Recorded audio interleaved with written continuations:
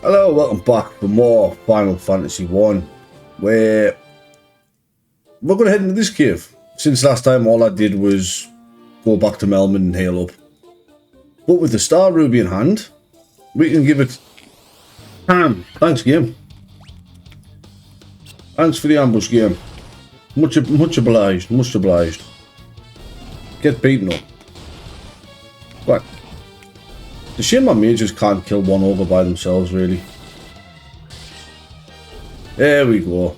All taken care of, nice and easy. Now, if we talk to this big guy and give him the Star Ruby, he's going to have some munches and crunches.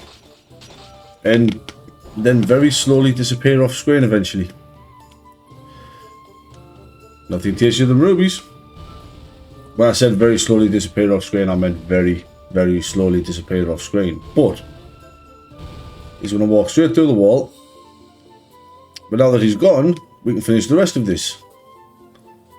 If you come down here first before heading out, we can fight a lesser tiger, which just gets slapped. And in this room, we get a mithril helm, some gil, some more gil, and finally a great axe. Don't think the great axe is... No, it's slightly worse than what we've got. But it's extra gil. At the end of the day, we can sell it for more gil. Which makes the most sense, really, doesn't it? But the most important thing with that giant being out the way is two-step encounters, apparently. Jesus. I mean, I still stand by the fact that the early Final Fantasy games have a higher encounter rate than the other ones. But that's just me. But if we come out of this cave here and make our way downwards here, we will see another cave at the very bottom. Oh, good time for our white mage to pop up a Diara. Yeah, that's it. Hit the knight.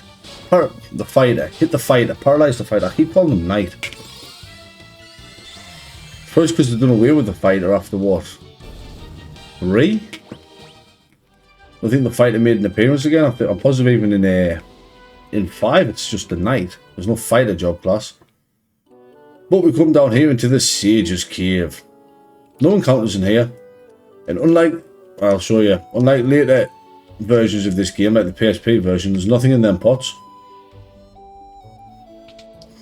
All we've got up here, there ain't nothing in the pots, is an old man that lives by himself. The beast corrupting the earth crystal lies deeper. Yep, so you saw that right. We have to go all the way back to where we defeated the vampire, so we can continue through the rest of the Earth Cave. Fun and games, fun and games. But I will take care of that, and I will meet you back on what was it? The 3rd floor down? I'm pretty sure it was. But wherever it was, I'll meet you back down where we defeated the vampire. And here we are, back where we beat up the vampire lord. So we just continue through here. I was meant to take her off the Diara. Last group of enemies I encountered was obviously them zombies you saw us fight on screen. After that, I kind of just... I'll be honest, I turn encounters off to get back to places. It's quicker, it keeps me levels a little bit lower. Make sure they're back on, there we go. But if we touch this with the staff that was given to us, we get some secret stairs. So down here on floor 4, as you can see, this is another big hefty floor with one treasure room. Just one. No, 2. How did I miss that? I did almost didn't say that. Cockatrice! I hate cockatrices with a passion. But then, who plays these games and doesn't, to be honest with you? The fact that they can... I mean, they don't have a lot of health. It's just the petrify on hit. The older games were a lot less forgiving with what they gave us encounter-wise. Come on, one. This way. Oh, we've got a werewolf and some goblin guards. So this time, it is going to be... I'm going to use Sundara. I tried not to use your Firaga spells at this point, or your Diaga spells. If you get a chance to use them, coming up, it's going to make it not a lot easier. I mean, you can just put your black mage on buffing, to be fair, same as your white mage. But it can help. Ooh, got ambushed again. You're going to paralyze them both, yep. Yep. Know it. But wraiths are undead. So a good blast of fire and Diara should do the job. Or just fire her. Of course. So, more monsters in the box. Hyenodons, Ogre Chiefs and Ogre Mages. Honestly, you can just sort of... You can just fight your way through most of the chests and encounters in this game. Magic I tend to only reserve for big bad bosses. Oh, this could be a nice fun opportunity to show something off though, with the warrior. So that is obviously an Ogre Mage. So if I change from my Mithril Axe to my thingamabobber, Cura, I'll just do a Cura. Defend and defend. So you see, even without the Mithril Axe, there is ways to still get decent damage in there, but we get 3,400 gil from that chest. And unfortunately I took a bit of a beating there, so we're going to heal that up. If that was Final Fantasy 2, I would have got so much health after that fight. But exactly the same fight again. Whereas this time I am going to input my commands manually because I want that Ogre Mage gun. Let's have a look at the difference in my warrior here with the Mithril Axe. For the sake of 30 damage more, he still died to the Ruin Blade, so like, does it make much of a difference really? And that one, that staff, right, it is just a basic staff. And the one down here, more monsters. With Sphinxes. Now these do hit a little bit harder than other enemies we've been fighting. Thankfully, we hit pretty hard as well. So, we can just take them out nice and easy. There's nothing too much to worry about there, but we get more gil. There's a running theme with these early chests if you hadn't noticed, right, and it is just gil. But we are roughly about halfway through the game at this point, to be fair. Even without having done the first crystal. And no monsters but more gil yet again. I mean, we're making money hand over fist. We're going to be able to buy some good stuff. Honestly, it's probably going to get spent on a couple of cottages. They are going to be quite useful coming up. For some, the next dungeon that I like to dip in, get all the treasures on one floor, which is going to take up quite a few spell charges due to the encounters and whatnot, and then dip back out cottage and dip back in to finish the dungeon. Really? I mean, this just goes to show, I mean, we just wiped out all of them with nothing but regular attacks. So if we look at the map now, we need to head all the way down to the south there. But to do that, as you can see, we've got to do a bit of a walk around.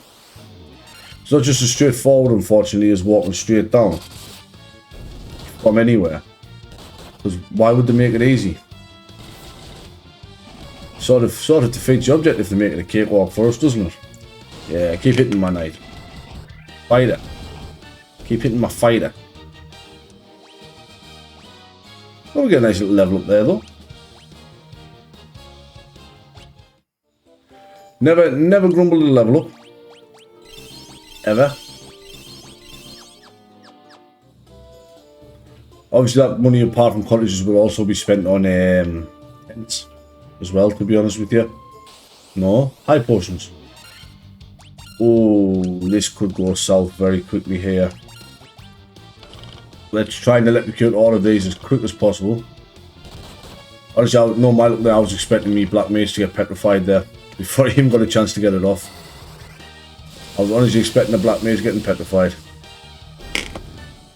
But they're all dead. Yay! I will eradicate every cockatrice from this world. And trolls are just nice and simple. Like I say, with Crescent Lake, if you want to do the early Crescent Lake like I did, trolls are one of the most common encounters around there. There's only one other enemy that you encounter around there that's semi-challenging. And obviously we'll go over that when we get there, because no doubt we'll bump into it. But even then, it's not that it's challenging, it's just got quite a high defense stat, so it just takes a bit of a beating, to be honest with you. But with a monk, you can sort of just steamroll everything. I mean, what, we level 21s. I'm pretty sure the original level cap for this game used to be like 50. If I'm not mistaken. I don't think the level cap went too high. I mean, yes, you've seen the fact I want to finish here above this one where I'm level 50, but there's an achievement for hitting level 50 with a party member. It's just the fact that generally all your party members are around the same level, depending on whether they die or not. But we've got 3 more in here. And this is exactly the same as what we had in the first one, where the first 2 chests we've done in the other room. But it's not too bad. Blinding this doesn't stop you from hitting. It just cuts your hit percentage, you know. Yeah, it just cuts your hit percentage. You can see I'm still hitting. It's just my hit percentage is technically lower. But we get a 10, and blind is not a permanent status effect neither. You do not carry blind from one battle to the next. I was really hoping not to be on auto battle there, so I would target that ogre mage. That ogre mage can be problematic if left unattended with his spells. But we've pretty much got this now. I mean, there's only one hyena done and the ogre mage left. Now it's just a hyena done and nothing. We'll get a mithril shield there, which I'm pretty sure I've already got. Yep. And one last chest here. How am I getting ambushed, right? If I'm the one opening the... I suppose I was going to say, how am I getting ambushed if I'm the one opening the chest? But obviously, I'm not expecting a monster in the chest. They're just jumping out at us, aren't they? So that kind of makes sense. Why I'm getting ambushed, actually. Yeah, ignore me. It was a silly question. If I went to open a box or a cabinet and a monster jumped out at us, I'd probably be ambushed. I'd be pretty surprised at it happening, to be honest with you. Don't worry about using your potions here, obviously. Now that is, as you see, we'll just do a quick scan of the floor here. So that is all the treasures here. 7 treasures, nice and easy. 7.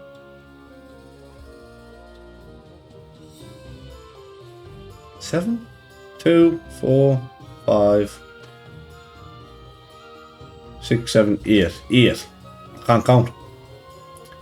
I can't do it, Captain. Also, fun fact, that upgrade jelly in the back there, I believe that's classed as a rare encounter in here. Or it's on the rarer side of encounters in here, I should say. Now I will fight the rarest encounter in the game when we get to that point. Anybody who's played this game or said anything about this game knows exactly what I'm on about. There is a 1 in 256 encounter in a certain area, which is the game's version of Super Boss, technically. And I will take it on, I will fight it, and I will reign victorious and stand with my foot on its deflated chest after beating it up. So we've only got one more floor to go through here, so it's not too bad. So we're on the 5th floor here, and all we've got to do is use our map to make our way around to that room over there. Which, as you can see, isn't too difficult because there's absolutely nothing here. Do make sure you're fully healed up before going into that room though. Oh, a hill gigas. Die. You and your snazzy cape. So we'll just continue making our way on. You know, I might actually start having to cut the bottles if it's just a random naff battle as the animation starts. Just get rid of it if it's a monster that we've... I mean, most enemies are already seen, but at the same time, I don't want there to be any surprises as to why you know, what's happening after the battles type of thing. If the battles get any longer, I might just start cutting them, but... Right, so before I walk into here, I want to make sure I am fully healed on everybody. Lovely jubbly. And we just talk to the yellow orb. Who speaks to me?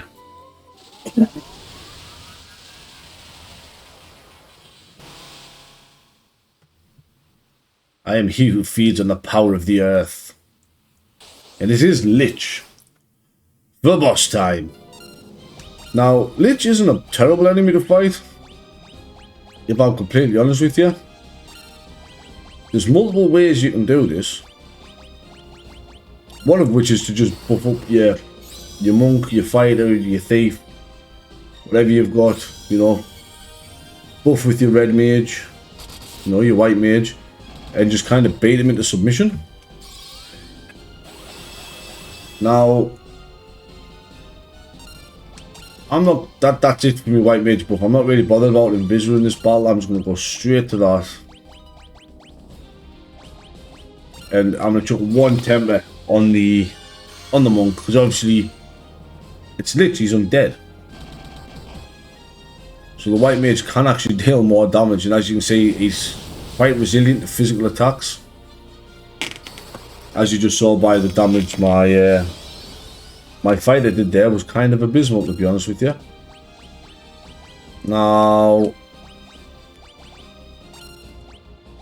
that my monk's buffed up, don't really care about buffing my fighter for this battle. Done a little bit better there. Still did 111 damage, I'll still take it. But he's undead, he's weak to fire, he's weak to... Technically, Diaga and that is classed as holy. So if your mage doesn't have to heal, might as well take advantage of that. And just hope the slate misses, to be honest with you.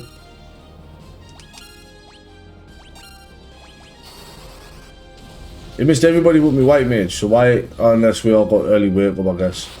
And there we go. Nice and easy. It can hit fairly hard, to be honest with you. But your white mage's healing should be able to offset any damage you can do. And there we have the Lich defeated. So close to giving us a level up as well, but he just didn't want to. But with that fragment that I'm guessing we get off the Lich, we can restore the light to the crystal of the earth. The earth crystal is once again restored and the land will no longer be barren and desolate. Now, one lovely thing about this game, I think any bar the original, to be honest with you, is you just stand on these lovely glowing circles behind the crystal and we get teleported straight out the dungeon. So what I'm going to do here is I'm going to make my way back to Melmond. I'm going to take advantage of healing up and restocking on any potions or whatnot that I've used. No, I'm not, because I don't even have an item store. I'm going to head back to Melbourne, I'm going to heal up, and then we will make our way to our next destination. So I'll meet you back on the boat. Yeah, and here we are back on the boat outside of Melbourne, and it is now time to actually make our way to an ambush on the sea. No, not to an ambush on the sea. This is just an unfortunate turn of events. We just got lemony snickered it. I'm going to just put auto battle on here, to be honest with you. Where we're going to make our way to now is Melmond. Now, even if you didn't money grind, like I did earlier to buy the spells from Melmond, you can see I've got nowhere near enough. I don't think to clear out what I bought in Melmond originally. But a lot of this I'm going to be spending on restoratives to get through the next dungeon. Just because, you know, like you've seen, your white mage's magic casts are fairly limited. And unfortunately we can't just bypass Melmond and go straight to the next dungeon. I didn't do any of the story beats in Melmond. I've left them so we go there proper, which is obviously now.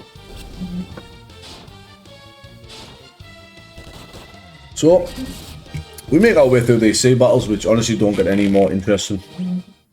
at any point in time. Oh, Buccaneers, these. I don't think we fought Buccaneers yet. I think that might be our first Buccaneer encounter. God, I love the auto battle feature in the Pixel remasters. It just makes life so much easier. Although I could make these episodes so much better if I just started getting rid of the encounters. It's something I'm considering. I mean, the grinding I do off screen anyway. But I do like to show the encounters still. So some of the encounters, you know, that they have, some of them are a bit more difficult than others. Some of them are just a cakewalk, so on and so forth.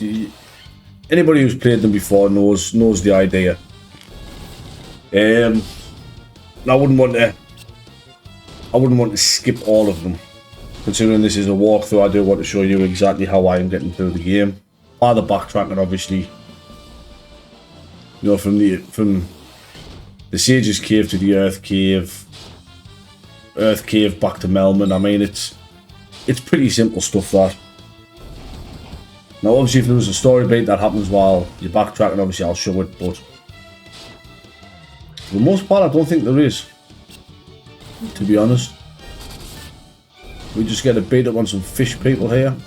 I mean, the big eyes even fish people, I mean, what are they? Why are they called big eyes? Only one of the eyes is big. What, one big eye and one smaller eye. Oh, well, on some... I'm absolutely devastated our white mage could not kill a Sahajin there. There we go, she did that time, charming. But if you remember, the Dr. Melmond is literally just up the top here. It's not too bad, it's not too bad. Dr. Melmond to Crescent Lake. We're going to Crescent Lake. Now, there is something I will mention here. Once we get something, I might even just turn encounters off just to show it off. It is something that was in the original game. It's still in this game, and I intend to take full thingy of it. Yeah, I can't think of the word. Advantage.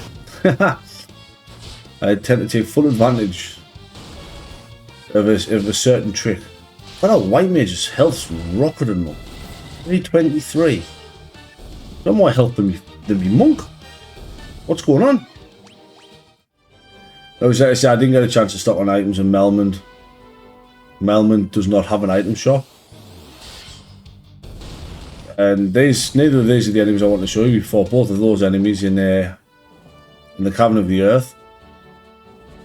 I'll get a chance to show them off eventually, I guess. And this is Crescent Lake. First thing I'm going to do here is I'm going to rest up. It's 200 gil a night. Every town you get to seems to nigh on double in price for what they're charging you to rest up at the inn. But they do have a nifty little item shop here that I can, you know, we can sell some things now. I mean, honestly, the Worm Killer, Ruin Blade, Werebuster's not getting used. That extra Mithril Shield's not getting used, the Mithril Helm isn't. Coral Sword's gone. There we go. That's all we needed to get rid of, really. So what I will do is I will restock on potions. Honestly, I'm going to grab a couple of... Let's look at 10 of them. Remedies, I never tend to bother with. I've got the other items. Tents I'll grab 3 of. We'll get 7 cottages. And then I want to spend a whack on high potions, apparently, 11 grand. As you give us 4, I'll get up to 10 ethers. And we'll cap the Satan bags out of, I was going to say 15. If you've noticed, I either like everything at max or everything at, you know, an even number. But that should do us for the journey we're going on. There is a reason to buy them ethers where we're going. We are going to be using a lot of them. So if you look up here, you'll see a not so secret path up the top here into a lovely big clearing, which is where we want to head next. I was going to use that bridge over there, but you know, somebody decided to come over there. Now over here we have a circle of sages. We want to talk to Luca. Who doesn't say a lot. I mean, you talk to them all. These are the 12 sages. Obviously, if you want to read, you can as you can. You know, I'll take a second there. So, like I say, these are just basically explaining what's happening. Say the fate of earth rots the land, fiend of fire possesses all that enclosed flame. 4 crystals, all will be revealed. So once you've done the 4 crystals, you have to come back here. And then this way, we defeated the fiend of earth, who has awoken the fiend of fire. But he gives us the canoe.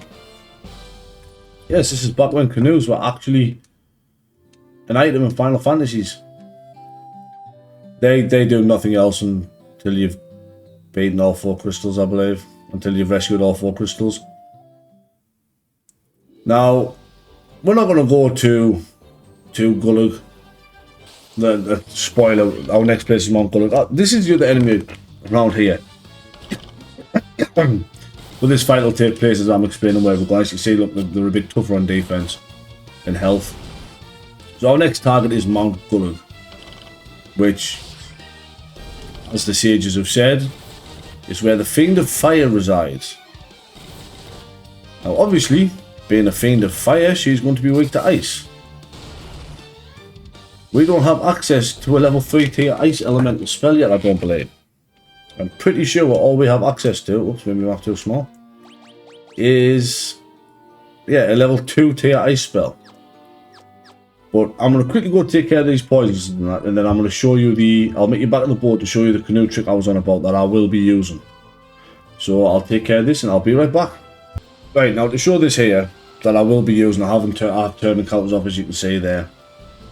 It's just that, obviously, the blue water inland is too big to get our boat in.